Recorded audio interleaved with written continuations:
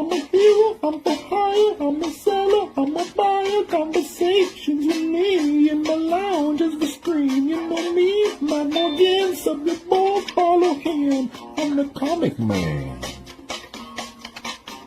I'm the comic man.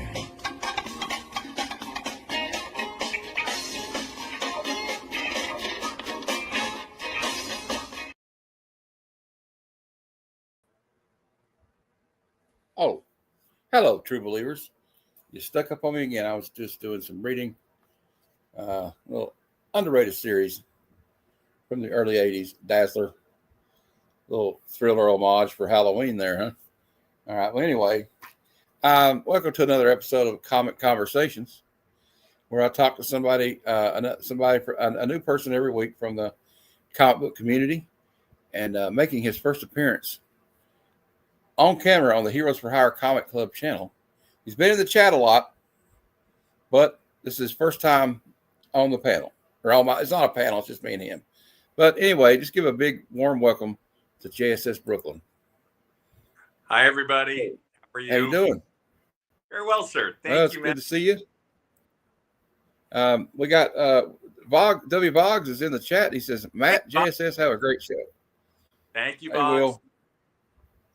It's good to see you. How are you doing this evening, this fine evening? I'm doing fine. Trying to get the camera all set up. I'm just like, oh, wow. Sorry, this is old guy stuff for the young people. I'm just trying to get it done so you guys can hear me, because apparently I had trouble last. But I think that should do it. Can you hear me okay, Matt? Can you hear me? Yeah, you're fine. It's a little, yeah, I can hear you. Yeah, you're fine. Don't worry about it. We always have kind of bugs work out, Jason, there's Phil. Hey, he's saying hi to you, and he's saying these words we probably shouldn't say this, but I don't have the Book of the Dead with me, or what's his name, what's the robot from The Day the Earth Stood Still. I have to tell him to stand down, so I better say it. Klaatu Barada Nikto. All right. And he says, all is clear. That means all is clear, right? In Latin, I think. I believe that's what. Yeah. My stepdad could speak Latin really good. He learned it in prep school. Oh, I remember him trying to teach me a little bit of it. Yeah. Well, they used to teach it back in the day. Yeah. Well, I just learned in Vino. Well, anyway. Oh yeah, Vino Veritas. Yeah, that's he also says that in Val Kilmer says that to Michael Biehn in Tombstone. They're like, because Vino Veritas. Absolutely. And I used to know another one. It was like I can't remember how they say it in Latin, but the Special Air Service, the British Special Forces, I don't know how they say it in Latin, but their motto is those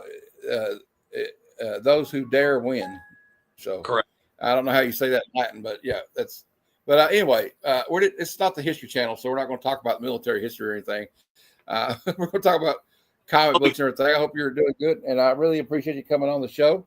Yes, sir. And I don't really. It's kind of informal. I don't really like play anything. If you want to show some comics in a minute, we will.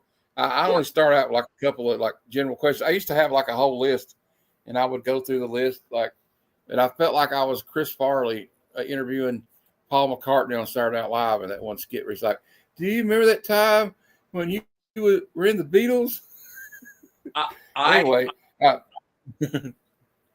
actually met Chris Farley and played football with him in the hotel lobby of the Doubletree Hotel in Century City in Los Angeles back in 1995. Oh, really? Yeah. Oh, 96. In the lobby? Yeah, we were younger man then, Matt. What did the hotel staff think of that? Nothing, because we were staying in the street. Oh, okay.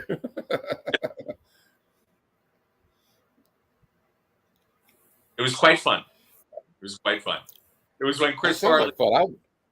When he was in his raging days and running around LA with Mr. Spade and they were having fun. And he was such a nice guy. It was just a tragic end to such a great comedic. Yeah. He was brilliant. He was really brilliant. It's almost like, it's like some of the brightest stars burn out, like John Belushi. Just couldn't agree more. Even John Candy. Like, there's a great documentary that was directed by Tom Hanks' son that just came out. Yeah, about John Candy. So I did bring some books to share with you tonight, and specifically because of your love for movies and TV shows. So I focused on particularly. Oh yeah. Now I didn't bring out. Now there were a couple of books, I have to admit, that I went down to the vault, and I was looking around, and I was like, oh, I can't believe I can't find them. But one of the tricks I'd like to share with you in the audience. Pardon? I was saying hi to somebody in the chat. I just wave at them. Go ahead. Oh, hey, hi.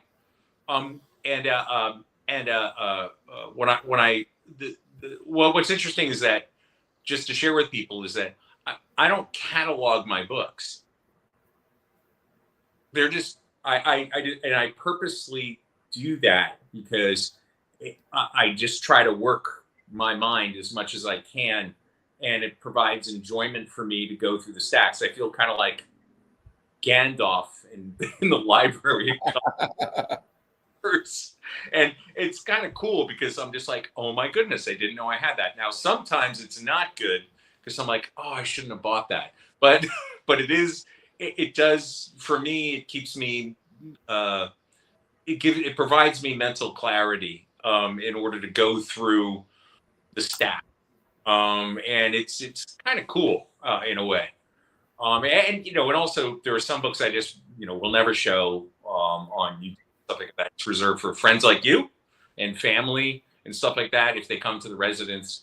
But otherwise, I try to keep things pretty private. Now, Mark from Legion is going to make fun of me of that comment because, he and I have an inside joke on that. But I want private. We got Louis saying hello to you in the chat. Freaky Louis here. Oh, hey, Freaky. Oh, I miss him so much. What a great guy. He was my guest last week, and we talked for like over an hour, and it felt like I only talked to him for 10 minutes. Oh, yeah. Yeah. Oh, no, Freaky is such a wonderful person. And, and I sincerely hope, I know all this, voting season nonsense is over, but I sincerely hope that you and Freaky win in your respective categories. Well, thank you. I also was going to say, okay, I forgot. I had a thought on something. I forgot what it was now. Oh, well, I'll just ask you this to start out with. That's what I always ask everybody to start out with, and we just let it go where it goes. When did you get into collecting comics? Was it when you were a kid or like after you were grown? I know some people got into it when they were younger and then left and then came back. That's kind of my story. And some people like I talked to Mark from Legion of Comics, and he just was around it all the time because his dad collected, and never stopped. But right. So what happened to you? No. For me, what happened is that and it's not what happened. Before we start, I do need to say something that's kind of a ritual thing for me. I'd just like to say thank you to my father, my mother, my sister, my beloved aunts, and of course, Lady Brooklyn for all she does, for all they do to support me. Yeah, it's a good way to start. Yeah, thank you, sir. And for me, when I was a young man in Canarsie in Brooklyn, my uncle, Uncle William, Uncle Billy, because he was cool. He looked like the Marlboro Man, like spitting image of him, man. And all the girls loved him, and he was super. And he wore the bell-bottom jeans back in the day. The disco clothes, you name it. And but he was a potential artist for the Bullpen, and his artwork, he would sell it on the street and do all these other kinds of things. But his unique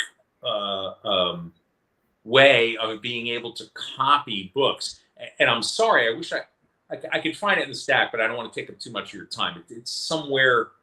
Oh, I forgot where I put it. But anyway, I showed it a couple of channels, and I apologize for not having it here. He gave me my first comic book, but and I was 5 years old, and in his room, we had a split we all lived in the same neighborhood in Canarsie, within literally 2 houses of one another. Yeah. And yeah, man, we were so poor, Matt, and I mean, really poor. And so we lived in one townhouse. My father's parents lived next door, and then my mother's parents lived behind them. And we had those big brick townhouses when you had the downstairs apartment, and you could walk up the stairs and there'd be another house. I mean, we were in the bricks. And my uncle Billy, he had in his room, he had this, and back then, man, when you spent money on this stuff, this was expensive. And he had all the markers, he had the stand-up desk and everything. And I remember walking in and getting the smell, the markers and the pencils and everything like that. And he could copy everything to the T. And I think what wound up happening was that when he went to interview at the bullpens and stuff like that, I think what happened is that, number one, he, again, very handsome man. But the other thing was that he was more of a copy guy than a creative guy. And that's not being... Okay. Yeah. Listen, there are lots of people like that who can copy styles of art and stuff like that. We're very fortunate in the comic book community to have guys like, Rad and Austin and Izzy and some other people we know. I mean, even, I mean, Stevie D, he writes the nice things, but my Uncle William was like dead perfect. And I think just at the time, they have additional space for him or additional money, because it was the early mid 70s. So he went on to pursue other things. But sadly, he's no longer with us anymore. So. No, I'm sorry to hear that. No, and his portfolio has been lost. So that's kind of particular with me. But it happens. But a great man, good guy. He was the cool uncle. Let's just put it that way. Oh yeah, we all have the cool uncle or Yeah. the cool aunt. You know what I mean? And Oh yeah, I'm blessed to have super cool aunts. But he is an uncle. He gave me. I remember when I was a kid. My mom didn't appreciate it, but then my mother kind of got into it. She was like, "Oh, okay, this makes JSS happy. This is fun. This is nice." And it was a thing where he gave me my first copies of like Tomb of Dracula when it first came out. Of course, I was a little kid and I would read it and be like, have the covers up to my neck. So that's awesome. But he's the guy who really kicked it off, and I give him full credit for that. Well, I mean, I had an uncle that he wasn't really an uncle by blood, but I mean, I called him Uncle Ray. Yeah. And when he passed away, he was a colorist in a small place in I think it was in Dayton, Ohio. I think it might have been Gladstone or something. Oh, okay. And so he did a lot of when they reprinted like the Carl Bark stuff, but he was into like when he said we got his collection when he passed away. Right. And you can really tell he was into Wallace Wood and Joe Kubert, Bernie Wrightson, Richard Corbin. A lot of the fantasy horror kind of like sci-fi artists. Yeah. And Dave Stevens. He had a lot of Dave Stevens stuff. And he had every hardcover collected edition of the slip cases of every EC series. Wow. Including a big coffee table book that was signed by Wallace Wood. Wow. Bill Gaines and everybody at EC Comics down to the secretary. And it was more of my mom's stuff, and that's what got me back into it. So I wish, but like now I'm kicking myself like I should have talked to her and let me keep all that. But Sure. I was trying to help her out, but it got me back into collecting. I saved some of his stuff though.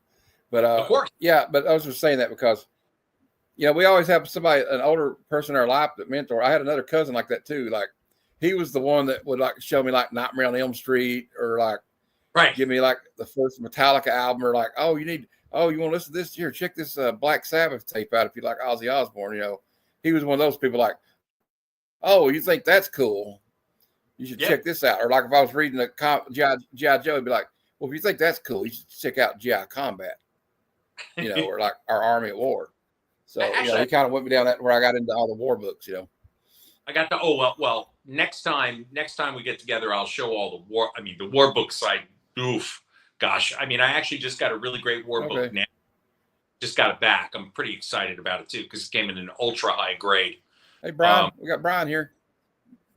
Oh, Godfather. Godfather. Remember that the comic book awards will be on the 1st of November. Yep, 1st of November, and apparently votes are counted, but no one knows who's won yet. So we will see those Right, results. not yet. We'll find out on November 1st. Yeah, we'll find out on November 1st. Well, all right. What? So let me, again, like I said, and for your audience, as you all know, Matt absolutely adores movies and cinema, I love bad cinema and good cinema. I actually love those shows, and they're great. They're great to watch. Also, watch them on the rewind too, because they're funny as all get out. So I pulled books tonight for you that are based on movies and TV shows, except for one, but I'll save that one for later. So yeah, because that one's just super cool. But let me start off light and go. Let me bring you over here to the where I can highlight you. Oh, yes, sir. Oh, there you hi. go. All right, thank you. And let me try to see if this will go sideways appropriately. No, not really. But we'll try. If you can, it's all right. We'll muddle right. through it now. Oh, I apologize. This is there should be like a. Is there like a? I don't know. I've never really used my phone, so I can't to do this. So I can't tell you. Don't worry about it. There's a camera button and all this, that, and the other thing. The only thing is that usually when I just turn the phone sideways, it gives the wide view, but that's fine. Yeah, that's usually what it does. Yeah, and then right now it's not. I'm kind of like, okay. But anyway, here. So I'll just cover my face with this. This is a fun one. This is Raiders of the Lost Ark. Ooh. And it's a wonderful copy. It's a 9.8, and I would imagine with the people that collected that book, it's probably hard to get one in that grade. Yes, sir, it is. But they're not unplentiful books, but it's actually a wonderful. And one of the things that they have, what's interesting about this is that John Buscema did the art inside of it. Oh, okay. And the cover is by James Sherman. And I don't know a lot of Sherman's artwork. I just really don't know it. And obviously, it just notes that it's a movie adaptation. But I thought you might like this. And let me know about it. I love it. But I also, it's one of my favorite movies of all time. Oh yeah. The classic part where the guy pulls out that sword and he just starts doing all these tricks and he just shoots him. Like, how many times I've always wondered that in the movie, like, why didn't you just shoot him? That was definitely a classic one. Well, there's a funny story behind that too. Like when they were on the set with George Lucas, that guy had been practicing like all day to do this. He'd been doing it, practicing all week. And they're talking about like blocking the shot and everything. And Harrison Ford was like, "Hey, George, why don't I just shoot him?" Right. Exactly. And they said, George Lucas said, you can see that guy kind of looked defeated, like, oh. It's like, just blow him away. It's like, you know what? We'll survive. We'll live. So sticking with, oh yeah. Grab that out. And then we'll on hard that. But I wanted to share these with you because, again, I know how much you like them. This one. And, oh, no, man. Listen, I try when I come on people's shows. I'm not a content creator. I don't know what I'm doing with all this stuff, as you can tell from the phone. But it's something where I just want to make sure that I'm curating it not only to the host, but also to your audience. Oh, now, cool. Also, this one's cool. Here's Blade Runner #1 in the 90s. Oh. So we're sticking with Harrison for a little while. Well, hey, I'm not got no problem with that. It's also got one of my other favorite actors from the 80s, Rutger Hauer. Oh, yeah. Do you remember this? I'm probably going to do this a lot, so just be prepared, like doing quotes. The end of it, when he's like chasing him, and he stops, and he's like, he tells him that story, and about wind, tears in the rain, and then he says, time to die, and then like the dub. I just love that. It's such a beautiful scene, and they said that Rutger Hauer totally ad-libbed that. Yeah, he improvised the whole thing. That's true. He improvised the whole thing. Yeah, I attacked ships on fire on the shoulder of Orion. Yeah, the shoulder of Orion. Yeah. Yeah, you're I've just seen like, sea beams off the shoulder of Orion. Yeah. Yeah. I've seen things you people couldn't dream of. Yeah. It's one of my favorite sci-fi movies too. It's a nice copy. I'm very happy to have it. And that's awesome. Not that many. It's from 1982. And then the other one, which I think that you'll enjoy, and then we can move to some horror. Well, I have a banger one here to show you. Another one that's really good, of course, keeping in line with this stuff is Battlestar Galactica. Oh yeah. Lauren Green was on that show. Yes, sir. And Bill Dykstra, the guy that did the special effects for A New Hope, was the one that was in charge of doing the special effects for this show. I did not know that. Yeah, and the reason it went out, it ended because it was so expensive to do all the special effects the way they do it. So it was really hard. But like, also the guy that played his son, one of his sons was on the A-Team. Oh, that's right. This is, and the cover here is Cockrum and McLeod. So this is a Dave Cockrum cover, basically. Kind of cool. Dave Cockrum. I love Dave Cockrum. Some of the work he did on Missy Mars is telling you need to get a copy you can read. I'm sure JSS has already read it. Missy Mars doesn't like graded comics. I apologize for that, but listen, all of my books, I mean, literally all of my books, and even the bigger ones, I have read copies. Phil's Treehouse says that Richard Hatch was on both versions of Battlestar Galactica, even the new Correct. one. Richard Hatch played the rebel leader in the second version of Battlestar Galactica, and I think he was elected president of the colonies for a hot minute in the second updated version, the late 90s or 2000. Yeah. 2000s. The second version of the show was when I began my crush on Katie Sackhoff. Yeah, no, Katie's cool. And she goes to a lot of cons, by the way. Yeah, she really seems like a nice, like, cool person. Yeah, she does a podcast. And she did actually a good podcast for everybody to check out is she did a podcast with Bernthal, talking about her and all that other kind of stuff. Yeah. I highly recommend John Bernthal's podcast. It's called Real Ones. And he talks to anybody. I've seen him talk to people that were in prison for gang activity or whatever, to police officers, people in the military, directors, actors, anybody. Yeah. He'll just sit down and talk and all that kind of stuff. I mean, that's just the way he goes. So this book, this is the variant cover, but I love it just because of the way it looks. Even though they shouldn't try it because they'd lose in a minute. But this is something where I got it, I read it, and I was like, wow, and this is before the whole fashionable storylines came into practice, because this is going to become I think it's going to be a TV show, but I'm not exactly sure. I just don't remember off the top of my head. This is a fun book, and people should look for this one. And again, this is the Flag variant cover. And what's funny about it is that it actually has the mask on it, and this is from 2017. This is Cal Exit.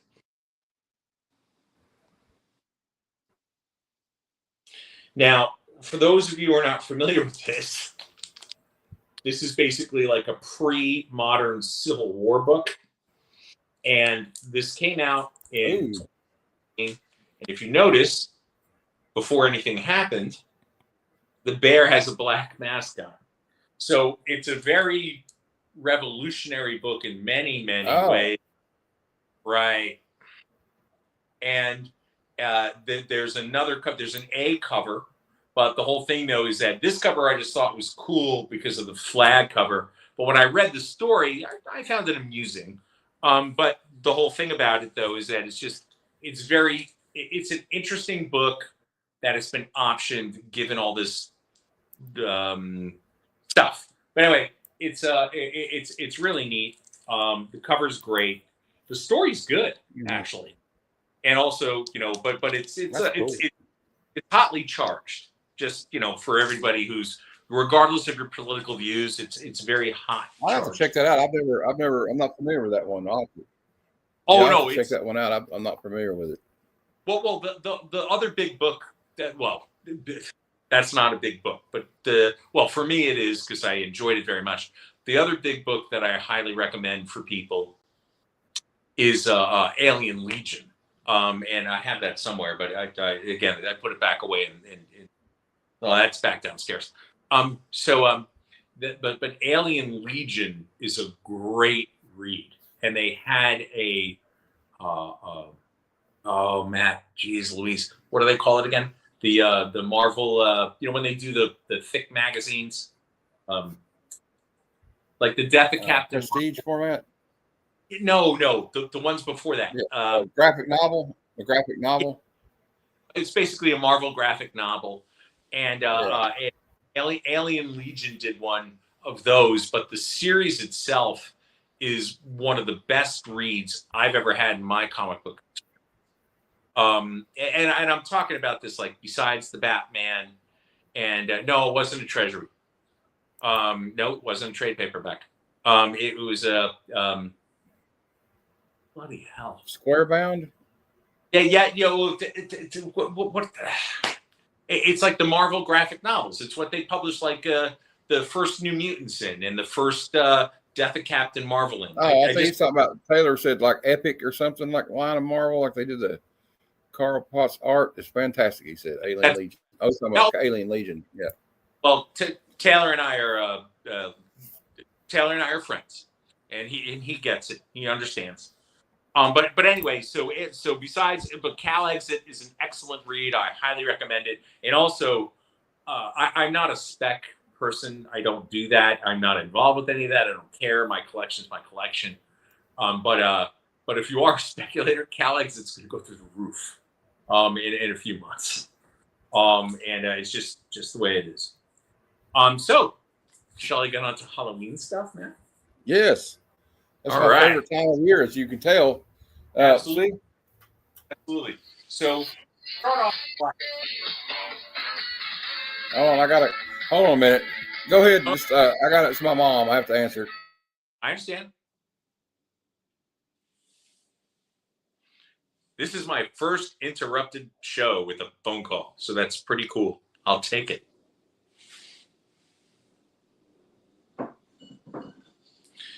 And I'll pause for a beverage. It's okay. My mom is, she's like 79, so she calls. If she's gone somewhere. Oh, Just answer it immediately. And you see my ring. I don't know if you heard my ringtone, but it's the theme song from Simon and Simon. Yeah. All right. Sorry about that. That was rude of me, but I Simon and Simon was Simon and Simon, Magnum PI.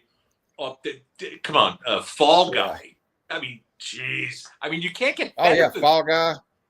Yeah, I mean, when you're a young man and you're seeing, and again, I'm going to be formal proper about this because I am like that, Matthew. When you see Miss Heather Locklear, you're just like, okay. And Heather Thomas too. Oh, absolutely. And that was the funny part. Yeah. What was it? Tommy Lee called her Heather Thomas. Yeah, he thought she was Heather Thomas when they met. Right. Another show that is so iconic, and I can still watch it today, is Miami Vice with Don Johnson. Oh, sure. Michael Thomas. Oh my God. I got to pause for a minute. We got a super chat from my friend Adamantium Blade Comic Collectibles. Thank you, Jeff. I appreciate it, Big Jeff. And since it's Halloween, I think we'll play this clip. They're here.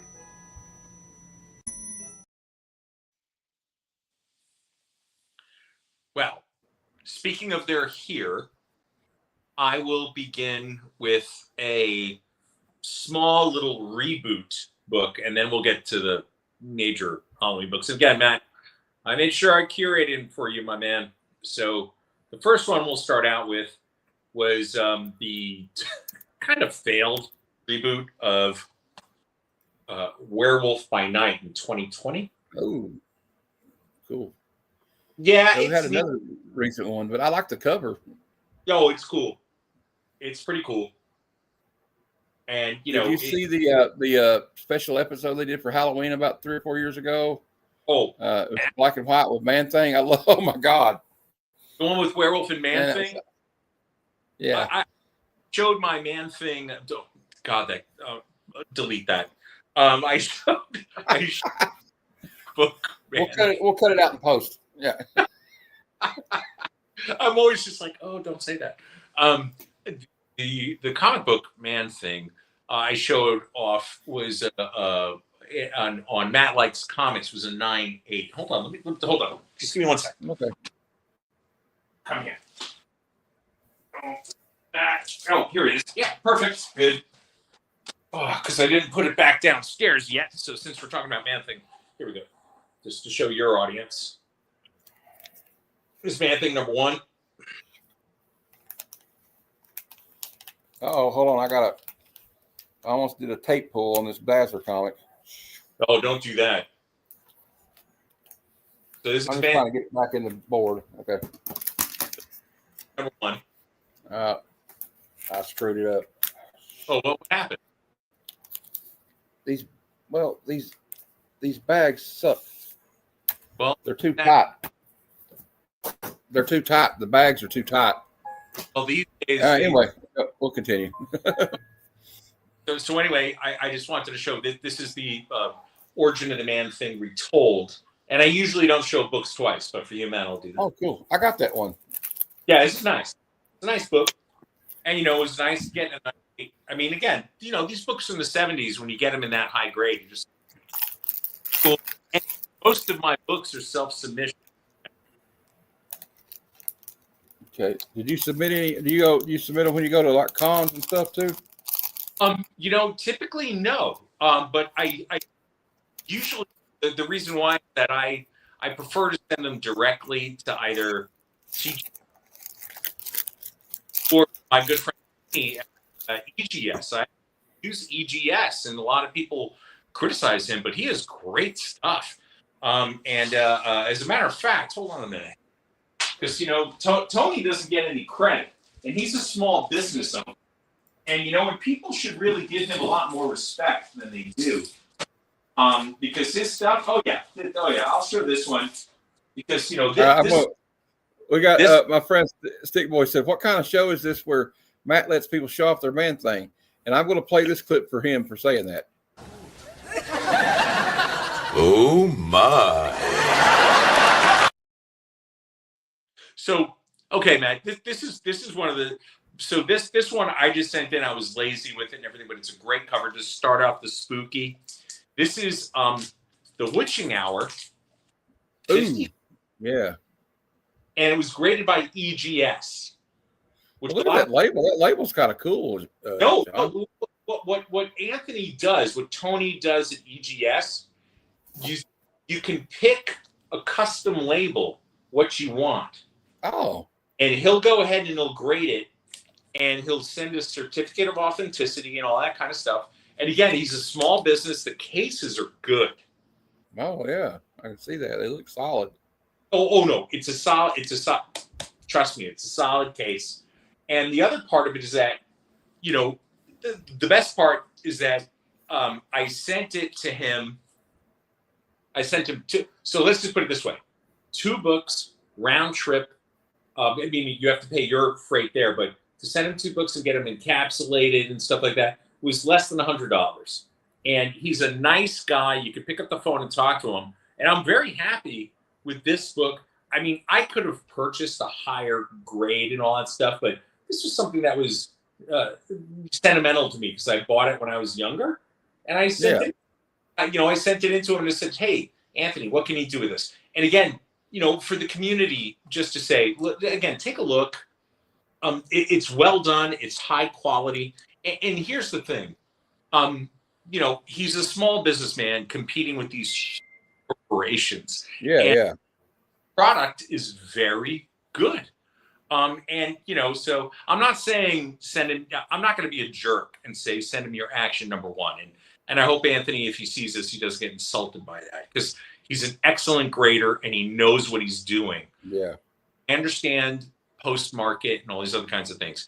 But if you have books that are near and dear to your heart that you love and you want to keep encapsulated, and you want to, you don't want to spend ridiculous amounts of money with CGC, or if you want to get an appropriate grade, because he's a good grader, I'll tell you that. I think he's the right way to go.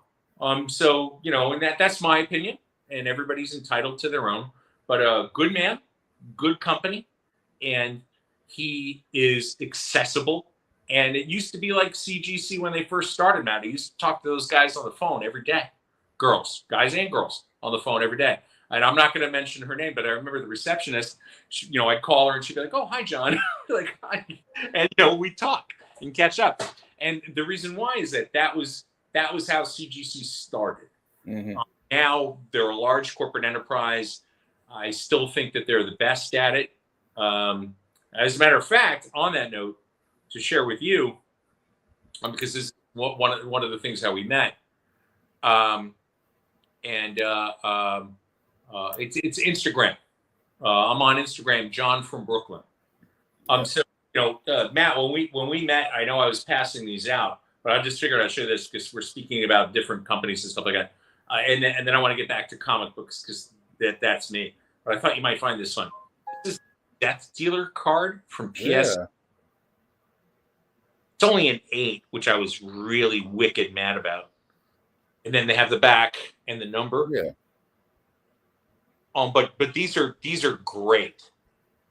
I love those cards. You gave me a couple of packs of them at Heroes Con. Yes, sir. And and so I sent a few in, and the bottom line is that it's tough to find 10s in these. They sent these back to me as an 8, but I was very, very happy. And also, just in honor of the man, the other one I sent in was his self-portrait.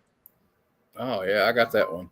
Yeah, I love, Frank Frazetta is one of those people that should be on the Mount Rushmore of illustration. Oh, absolutely. I don't call him a cartoonist or a comic book artist. He's an illustrator and a painter. And it would have to be so I'd have to go with Frazetta and Kirby right off the bat, Sure. Couldn't. But also it's kind of tough because of Matt Baker. You got guys like Matt Baker, like people I don't like all the younger people realize quite who Matt Baker is, but he was a phenomenal. Oh, a Matt Baker book that people won't see that everybody can obtain. And that's part of the reason why, Matt, I like to come on. Yeah. Well, see, I'm trying to get into the Golden Age stuff, but it's hard because, you don't want to get, ripped off, and you don't want to get something sometimes it's kind of intimidating. But if anybody, listen, here's my offer. And I'm not saying I'm expert or anything like that, but if you ever have a question on something, I deal with a lot of these dealers and I deal with a lot of the auction houses. The only thing I can tell you to do is this regarding getting ripped off and everything like that. If you're buying something on eBay, please, for the love of goodness. And I'll tell you a funny story, because a friend of mine, and he knows who he is, and he's probably secretly watching and lurking in the background.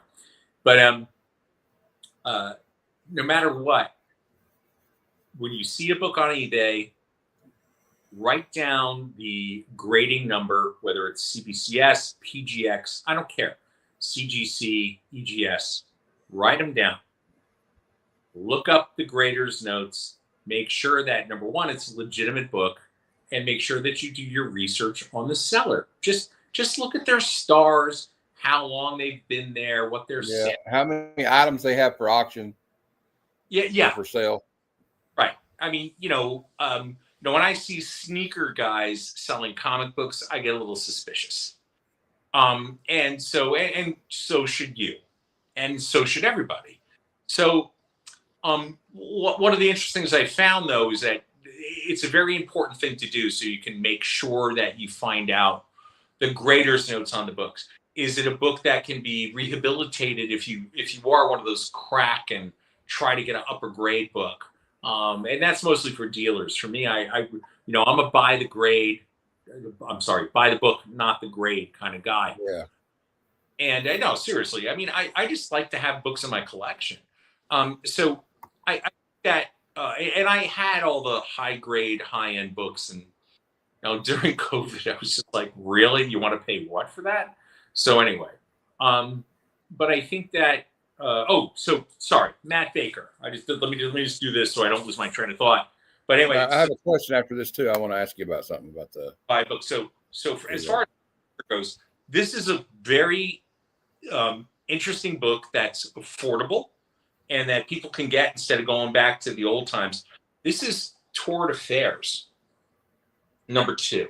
Oh, cool. And what they did here is they recycled old Matt Baker art with Bruce Timm. Oh, cool. Now, also, as you can see, the bra on the lady here, Yeah. a variant cover where that is not there. Oh, okay.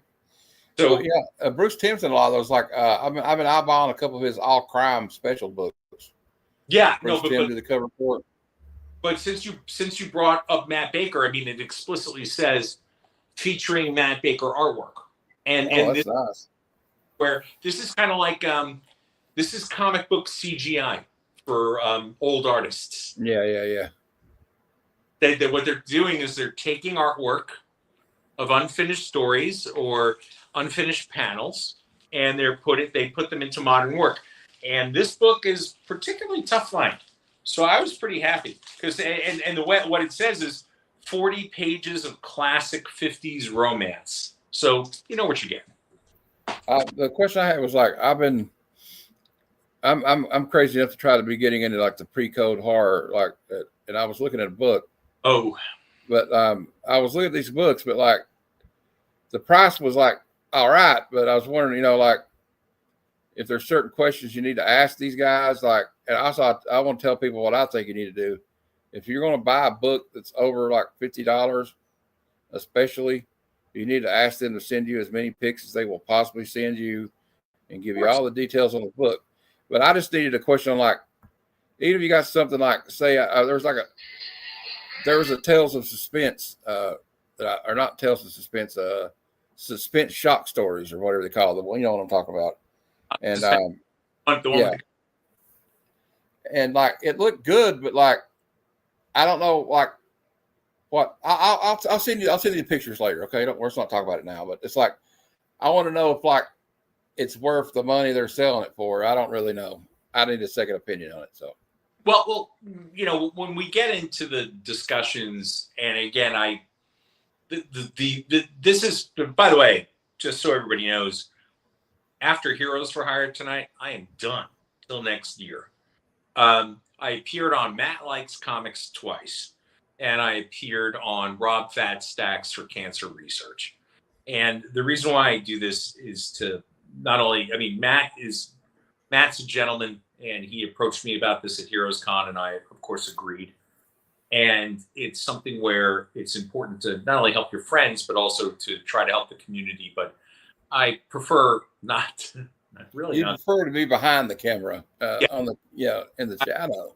I like promoting channels and helping the smaller channels and doing what I can that way financially. We appreciate you. Oh, thank you, sir. But I think that that in regards to a lot of these, books and such, again, like I said, when you're venturing into the higher priced books, graded books are always best, but they cost more. But if you know,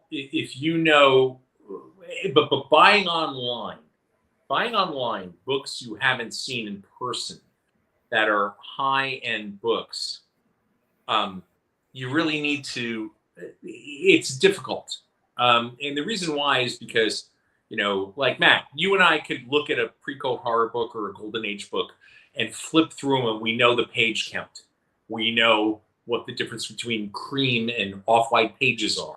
We understand the significance of a staple pop. And some people, but most people are honest. But unfortunately, when you're buying on eBay raw books, you're buying blind, just like Whatnot. Whatnot's a great place to find awesome deals on really rare books.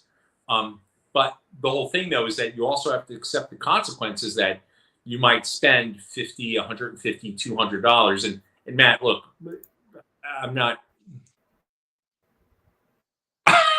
Thank you, Taylor. Jesus Christ. Anyway, I blasphemed. Apologies. I should not have said that. Apologies to everybody. I do apologize. No, Matt. I It's think okay. It's okay. Well, so in any event, so everybody gets the point. Okay, let me show books. Let's I'll go. tell you what else you got to watch out for. I was just delay. I'm on a delay. I just want to say real quick, another thing to watch out for is when you're perusing through eBay. There was a guy last night on there, and I should have reported him. He was trying to pawn off a 1975 reprint of Tales from the Crypt as a pre-code horror book. Jeez Louise. So that's another. And he was trying to charge that price for it. So, you got to watch out for that too. So just always pay close attention to the prices on the side, because they'll always be able to tell you it's $1 instead of like 12 cents, 10 cents, or whatever they were. And so just watch out for that. But see, where I'm, when I go out, I have to take a wheelchair with me. Yes, And sir. so that's why I have to do a lot of stuff on eBay and whatnot. So unfortunately, I can't get out. Like, I may just wait and save up for Heroes Con next year and try to buy my first one there, because that's probably the best thing to do. Well, again, it's, it's, I'm going to call it the convention conundrum. And that is that, on the one hand, conventions in some of the major cities, the prices are extremely elevated, and it's unfortunate. Yeah. Go in there and you're just like, look, man, I'm not paying you $110,000 for your Batman #1 and a 1.8. I'm not going to do that. And it's like, I'm not going to get into certain things, but the whole thing is with people like that. I mean, I know what I pay for those kinds of books, and I understand them, and I understand the fundamentals, but I'm just like, there are a billion AF-15, and there are a billion, Hulk 181s. They're not as much rare as, like, because the ones that are kind of rare really are like the ones that were in the Great Depression, World War II, when they did the paper drives and the recycling drives all the time for the war effort. That's right. Those are the ones that are like in the Silver Age. They really made a lot of them. Oh yeah. And really the finding with the Silver Age books is finding the ones without the chipping. So, and also looking at the colors, the color strike, because essentially you can tell, again, this comes with time and with wisdom. It's not easy, folks. You could tell the earlier prints of AF-15 from the later prints by the guy in the blue suit on the roof. The higher the color on the guy in the blue suit, the earlier the print run. And, some people may challenge that. But they're dead wrong, because I know. And also, you can find, it was a thing where before the internet, a lot of, there's so much history here. I just remember back in the day, when Baltimore Comic-Con was such a huge event. I mean, it was gigantic because it was the Geppi family. And, the Comic Book History Museum is in Baltimore, and the books that they have are absolutely astounding. And the family just donated most of their stuff to the Library of Congress. They donated the first sketch drawing of Captain America to the Library of Congress a few months ago. Now, maybe it's longer than that. But the whole thing is this, though. I hate that the moral is this. If you need advice on books on what to buy, ask your friends that have been doing it longer than you have. There's nothing wrong with that. And you know what? There's nothing wrong with asking for help. Yeah. Yeah. And you know, and also look, wisdom is free, and you know, advice is free. But the issue, you know, a younger man in the comic book nation told me this, and I thought it was excellent advice from a younger person. He said, you know, and anybody can buy an AF-15 with a credit card. Okay, anybody can do that. And it's very, very easy. Was that Jonathan who came on? Yeah. Oh, yeah. John. Rich is here too. Rich just showed up too. Oh, hello everybody. And also Jonathan, congratulations. Well done on the Kickstarter. And Random Reads. Oh, hey Kevin. Wonderful. You know, so I think it's important to essentially collaborate sometimes, in a sense, when you're buying a big book. There's no reason not to. Just ask your friends. Be like, hey, you know, what are we going to do here? What do you think? And do you know this dealer? And also, another trick to share with everybody, and again, because I'm not coming back online in a long time, is when you go on eBay, if you find a book that's listed by, I'm going to get in a lot of trouble with these guys. That's okay, though. I don't care. I'm a customer and a long time one. Yeah, I spent enough money with them. Is that if you find a book that's from My Comic Shop on eBay, don't buy it on eBay. Go to their site and buy it there. Exactly. I was going to say, maybe you were thinking the same thing. If you see the listing on eBay, it's on their website too. And it's 20% less. And so save yourself some money and go do that. That's one of the tricks. And I'm not going to give out the other ones, but that's just the way to go. But that being said, again, getting advice on books is not a bad thing, especially when it comes to Golden Age books. And the number one guy that I know on Golden Age is Mr. Gettner, Collecto 6 Steppo. And I respect him greatly. Mr. Gettner's a good man, good family, and knows his stuff. You know, it's one of those things where, you know, out of many of the people in the comic book nation, he's one of the highest educated, and he went through everything. And I remember being a kid, you know, like following those guys around like rock stars. It was really funny. I used to see them at conventions and like sit back.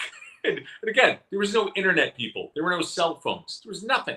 And I remember listening to these guys just hang out and talk. And I was just like, you know, this nerd in a corner, just trying to soak up all their knowledge so I would know what were the best books to get, where, when, this, that, and the other thing.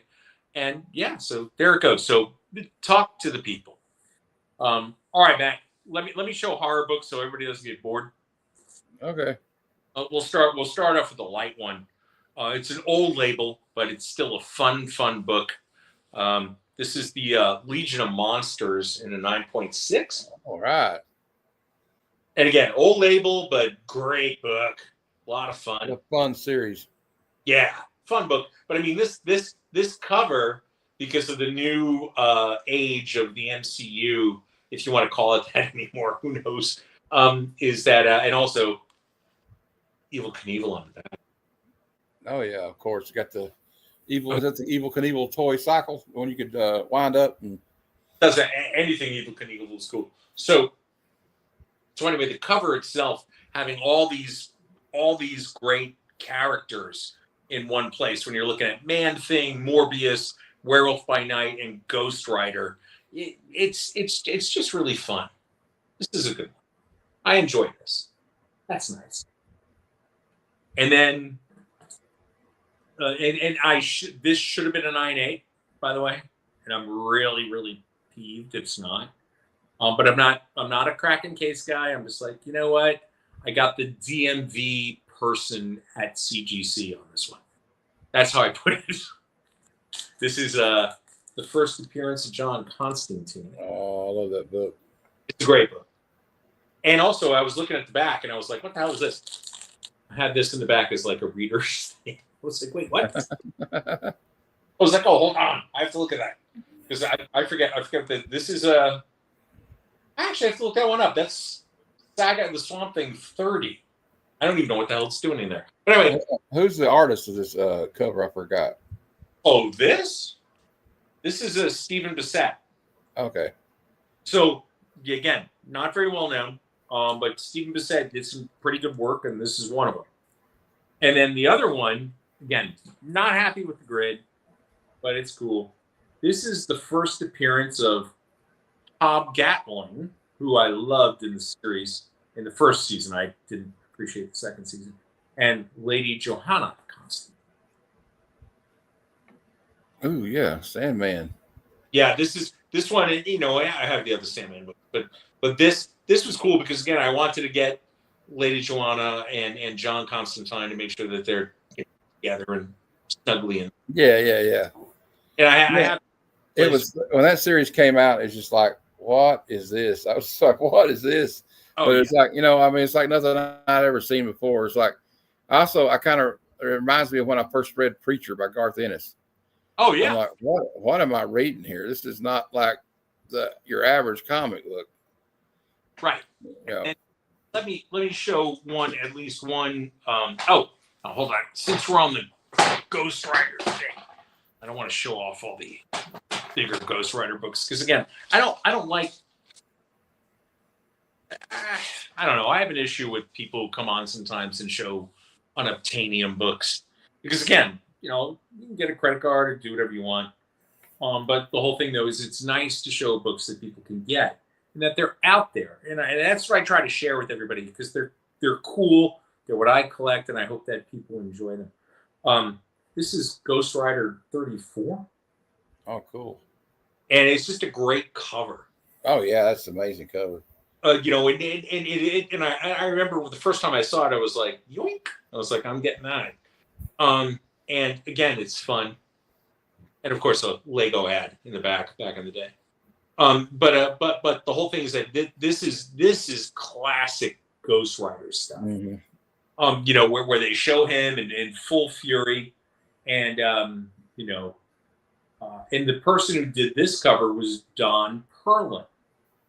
And Mr. Perlin did several covers of Ghost Rider, but he wasn't around too much. And actually, what's interesting, that's his signature right here. So if you find it, just make sure you see that.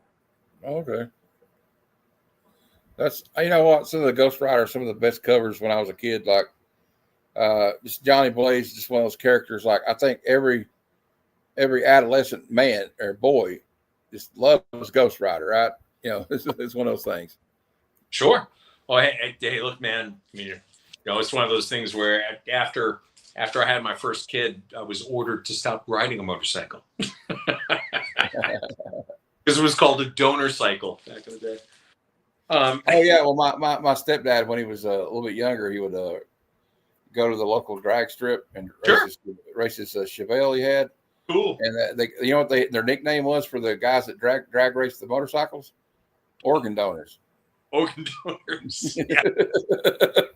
I always found it, Matt, just an audience, forgive me, but I always found it fascinating that when some men hit 40 years old, all of a sudden they feel that they're entitled to buy a Harley Davidson and ride one. And I'm like, look, absolutely. Yeah. But look, if you haven't been riding since you're like 18, 19 years old, please just take care of yourself because it's not going to end well. Oh, goodness gracious. Oh, boy. Anyway, enough of my public service announcement on that. Just because you watched Easy Rider when you were a teenager doesn't mean you should get a motorcycle, right? Right, exactly. And how are we on time, Matt? I figure we got an hour. We got what's almost an hour. We can run over a little bit if you want to. Yes, we can run over if you want to a little bit. It's okay. Let me find one or two other fun things to share through, and then like both of those movies, Missing Mars.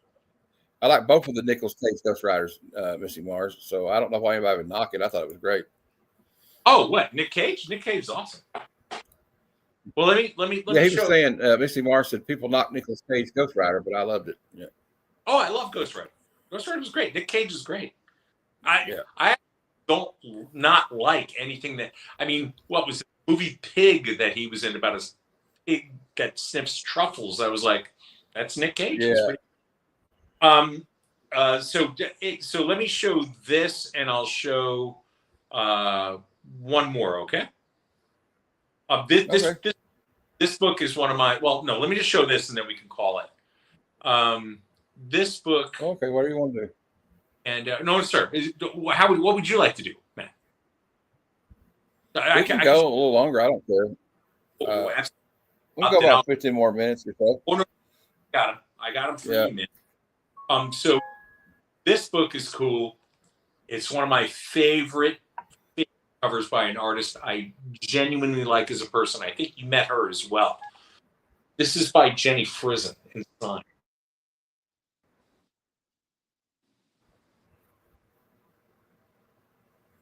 Oh, yeah, I love Jenny Frison.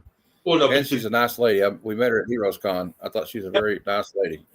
Very nice person. She was nice. She was kind to me. She was kind to Lady Brooklyn. She was very, very nice. But this one in particular, I mean, her signature is perfect.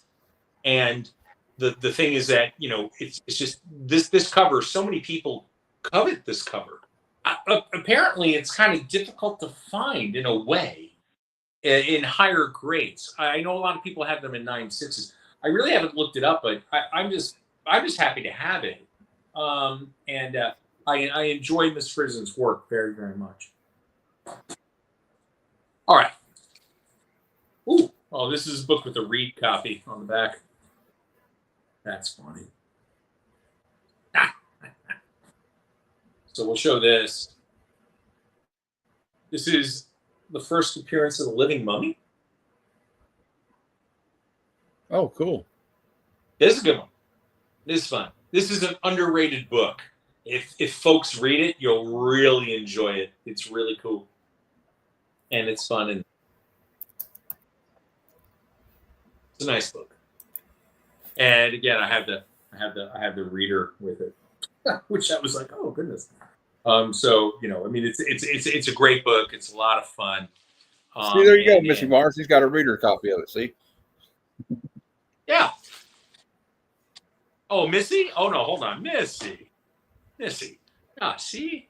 And also, Missy, there were so many. The thing though is that, you know, people ask me to come on programs and I show them books. So, you know, I mean, Misty, if you want me to start showing off the non-graded books, we could be here for months. So we're not going to do that. Okay. We could just camp out. We'll be here till Halloween.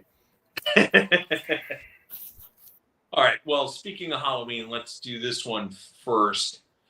Okay. Oh, hold on. Why don't we start off with this? Okay, we'll do Marvel Spotlight 2. That's and this is a lower grade one. I'm not very happy with it, but this is the first appearance of Worldwide. And yes, Miss. Great book. You know, this is, you know, again, a Neil Adams piece of work with Marie Severin involved in it, which a lot of people didn't know. I actually don't think that, because Plug obviously did all the internals, but I mean, you know, all right, just to read the side on this so people know, this is Jerry Conway, Roy Thomas, Jenny Thomas stories, Mike Plug art, and then you have Marie Stevens in a Neil Adams cover. So this is pure classic. I mean, you know, for first appearances, it's a lovely book, and it's nice. It's very nice. I'm very happy with it in a way. I can always upgrade, but I love it. I just love it. It's my book, and I'm happy with it. Now, years ago, I picked this up. And again, I've been involved with CGC for a long time. And I'm not their shill or anything like that, people, so don't get all revolutionary on me. This way, yeah, I don't want people to be like, he's a shill for CGC. Now, this is a white pager in a 9.4. Ooh. Yeah, this is a wonderful book. I'm very, very pleased with it. And you know, this is a good one. And I again, it's a wonderful book to have for the collection. Again, old Abel, because I'm an older guy, but it's just one of those things. But it's a great book. And again, having white pages, and you know, you're looking at Mike Ploog at his best. Yeah, Bobby says he loves Mike Ploog. Oh, I know. Oh, hey, Bob. Oh, hey, Bobby. I haven't talked to Bobby in a while. Hey, man. He'll be on the show soon. He'll be on the show in a couple of weeks. Bobby's a good man. I enjoy his not company. a couple of weeks, but he'll be on soon. It's in the next month or two. All right. And then to finish off tonight, Matt, let me just show you this, because this will be kind of fun for everybody. I'll take this one out of the bag. We'll do this because this is the classic Halloween thing to do. Here's Tomb of Dracula #1 and a 9.4. Oh yeah, that's the good stuff right there. Oh, there's more good stuff, but this one we're going to show. And it's a wonderful copy, great shape. You know, it's an iconic cover. It's an iconic cover. Yeah, it's just. Well, it hits all the points. You know what I mean? Yeah, well, it's Mr. Adams. I mean, you know, you have Mr. Adams, and I think is it Conlon in the interior? Hey, Roscoe. Yeah. Roscoe's here. Yeah. Oh, hey, Roscoe. So yeah, so this one's a great one. Fun, wonderful cover, wonderful. I mean, just so cool. And again, this just brings me back to my youth, because these books were all the rage back in the early 70s. Yeah. I mean, everybody was like buying them, reading them. So to have it is such a wonderful high grade. And a lot of people don't realize that, like, at a certain point after the seduction of the innocent thing and all that, horror books weren't really made anymore. There was like all these guidelines you had to go by. You can't show them like drinking blood. Right. You can't show this and that. And like, but then like in the Bronze Age, they kind of started, you know, kind of doing a little bit more again. Yep. And, you know, and again, I think that, you know, get down to the nitty gritty, if you will. And I hate that term. When you get down to it, now here's one piece of advice I will give everybody. Do not buy Bronze Age horror or Golden Age horror or pre-code horror right now. Wait till January. Just don't do it right now. Yeah, I know. Don't FOMO. Okay, just don't do it. And I'm kind of wanting to, but I've been trying to fight the urge, you know. No, hey, listen, man. Take the old guy's advice. And I'm not that old, but I'm old enough. Think that don't do it. I've been doing this for decades. Wait. Yeah, you know what you buy right now? You buy superhero books. Buy Daredevil #4. Buy some. Buy the origin retold of Daredevil. What was it? 50? Something like, the one with his head on the cover. Buy stuff like that, because right now you can get good deals because people want to get rid of them. From a respected seller. And Bobby says, don't buy it from a guy in the alley either. So again, I just like right now is not the time to buy horror books. It's a bad idea. And again, it's your money. It's everybody's money. We're all adults. You can do what you like, but there are some secret deals that you can find on some Golden Age pulps. And those, but again, now's really not the time to do it. Spring is the best time to buy Bronze Age horror. I'm just saying, because People are, it's the season of the witch, and everybody's like, "Oh my gosh, I have to have this." Yeah, no, you don't have to have it. You can wait. You can wait a little bit. I'm doing the same thing. Why do you think I was looking at why do you think I was looking at Vault of Horror books the other day? You know what I mean? So yeah, but yeah, everybody's tempted to though. But I'm probably going to hold off. I've been able to hold off this long, but I did get some. Now these aren't like pre-code or anything. It's just like I like horror stuff, And one of my favorite movies in high school was and still is the Francis Ford Coppola movie, Bram Stoker's Dracula, starring Gary Oldman. And if you remember, we did a review of it a few weeks ago. Yes, sir. I do remember. And I found some of the Topps comics with a poly bag with the cards in them from my friend Cicada Sonic, Dan. Shout out to him. And so they're still, I got 1 through 3 in the poly bag. I even bought the extra. He had like a double, number 1. I said, I want them all because it's Mike Mignola. Mike Mignola is one of those artists.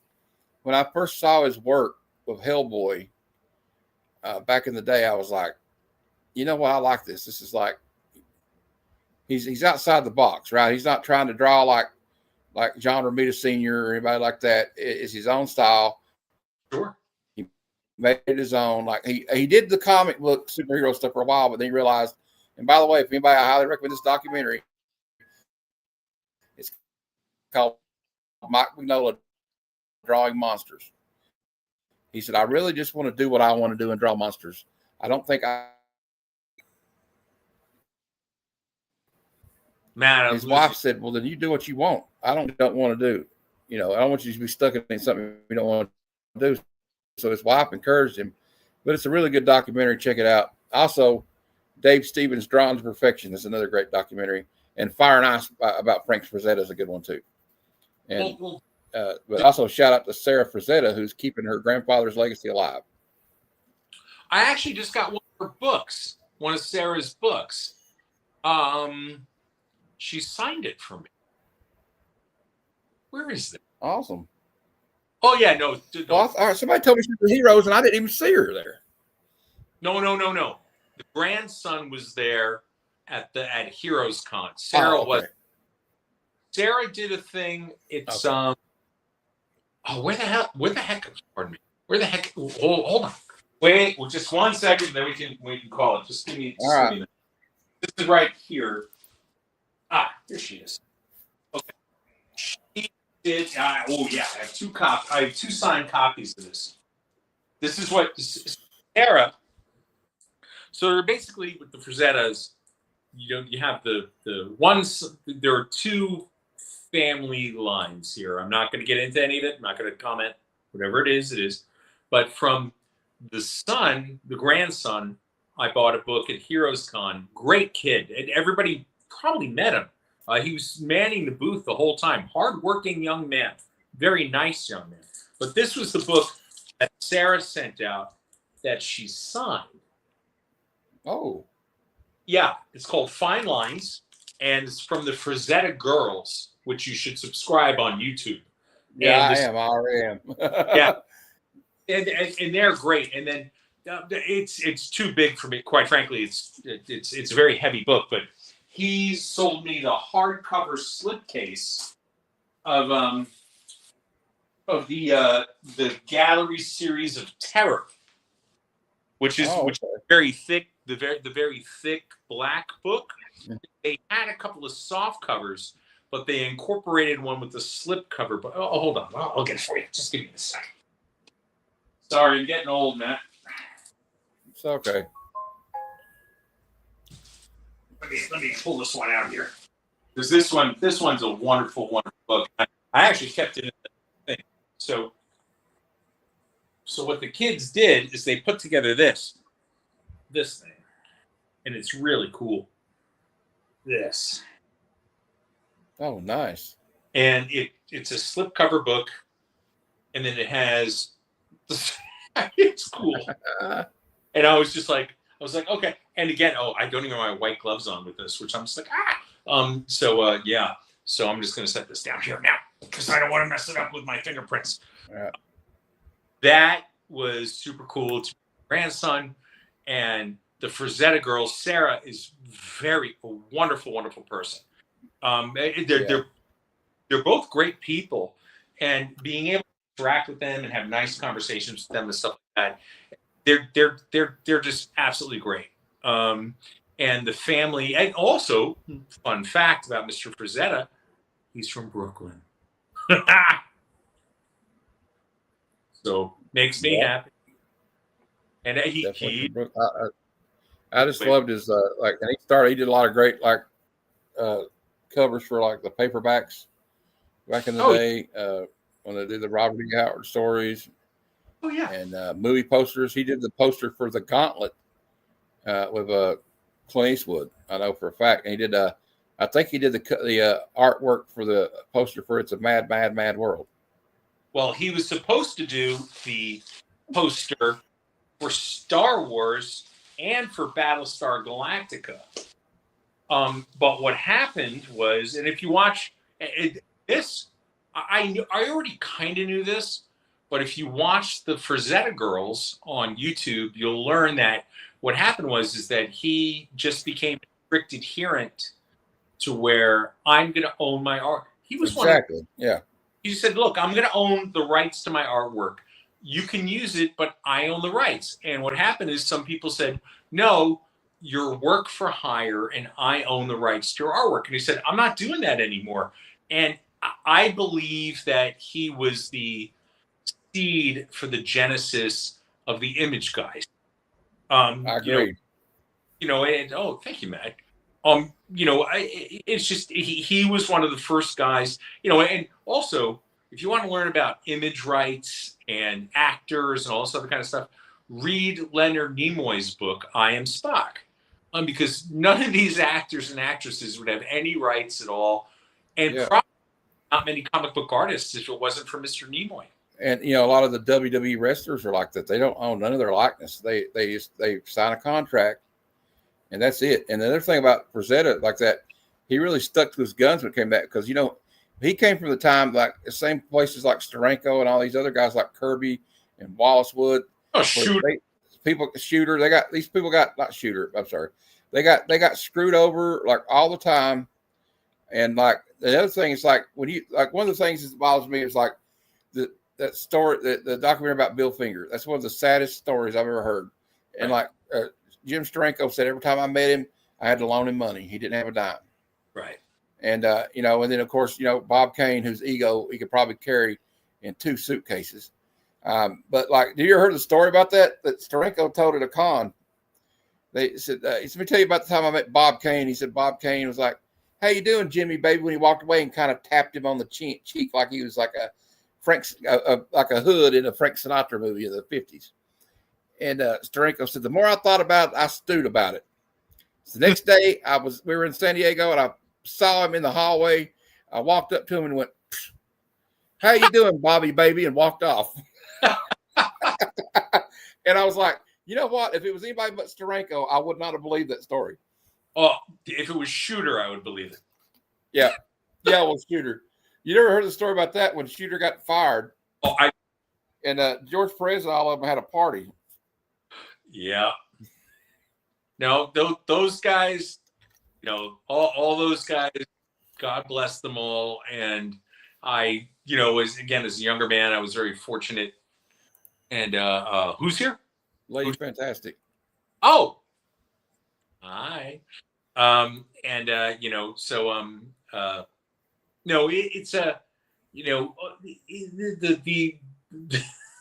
anyway. Those fellows were all interesting fellows. And when I was a younger man, it was a very pleasure to be able to meet and interact with all of them. Again, I'm a diplomat, man. You know that. So that's my job. So anyway. Well, I've heard stories about Steranko and people like Jim Starlin. So Lady Fantastic told me an interesting story about Starlin. So I know that. Sure. We won't get into it, but. Well, in any event, I hope that this was a useful program for you, sir, and your audience. Hey, I think it was great. I had a ball. And before we go, I think we should tell everybody about something very important coming up in the coming weeks. Correct. Yeah. October 24th through the 26th will be Comics Curing Cancer, the official campaign of the American Cancer Society. 100% of the proceeds go to cancer research. So when you purchase something, it's free shipping.